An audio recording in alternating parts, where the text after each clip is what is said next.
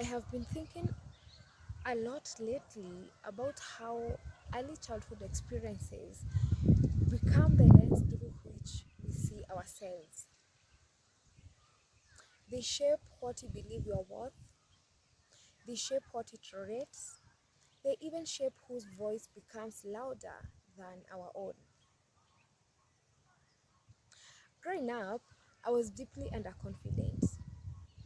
You see, a young girl who depended on external validation and approval, one who was always left self examining what she did wrong or what part of hers needs fixing every time she wasn't choosing, to make sure that next time she'll be chosen, next time she would fit in, next time she would be accepted. She simply measured her worth through proximity. Who invited her out? Who chose her? Who texted back?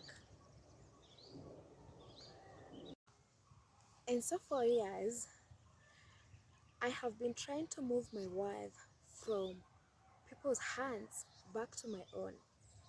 I have been sitting with a part of me that didn't know that self-worth isn't something that fluctuates. And so, as part of my mornings, I am learning to tend to the garden of my mind before facing the outside world. Sometimes that looks like listening to something gentle and nourishing. Other times that looks like silence, meditations, deep breaths, or maybe sitting with myself in silence. And most of my mornings, I stand in front of the mirror and repeat some affirmations. Most of the time, my affirmations goes hand in hand with the season I am in. And so it can be something simple as, I love you, Esther. I see you. You're good enough. Like anything, depending on where I am in life or what I'm feeling. And usually those words soften me. Other days, they bring tears in the most healing way. And other days, they just leave me feeling connected, grounded, and emotionally safe in my own self or with myself.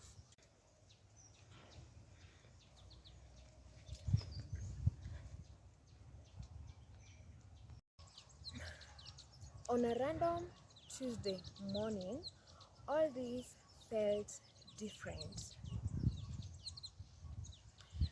My heart felt heavy. The lines that had felt like home a day before now felt emotionally away from me, as though I was trying to reach them from a fog. I wondered, why don't I believe them? Why do they feel like lies?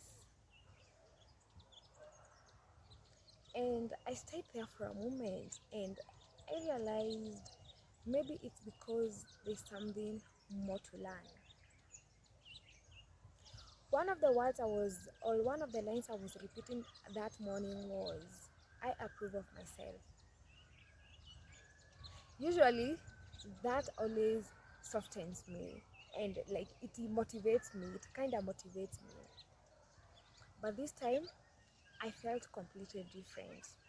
And that is when I began to see it's maybe because self approval isn't only something you feel. Sometimes, maybe self approval becomes practical.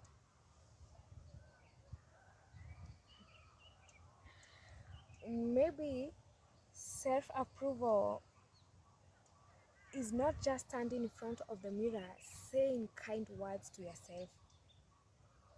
Maybe it's what happens after you put the mirror down. Maybe self approval is continuing to choose yourself even on the days you feel uncertain.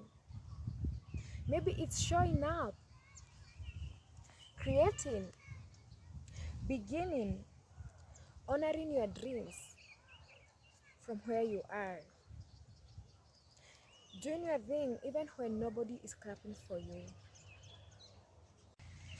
And that realization became so real to me because lately I've been thinking about some of the dreams that once felt unreachable. And I've caught myself waiting for the perfect timing, waiting for the finished version of me, and even waiting for the version of my life that would make beginning feel easier. But I've come to realize that if I truly approve of myself, then I cannot keep treating this version or this season of my life as something unworthy of being seen. Because I feel like self-approval isn't about perfection. It is allowing yourself to start anyway, even when your dream looks so tender in your hands. And I think many of us does this. We postpone our dreams until we are fully healed. We postpone visibility until life looks prettier. We postpone beginning until confidence arrives. But I feel like confidence is built in beginning, because maybe that is what healing is all about.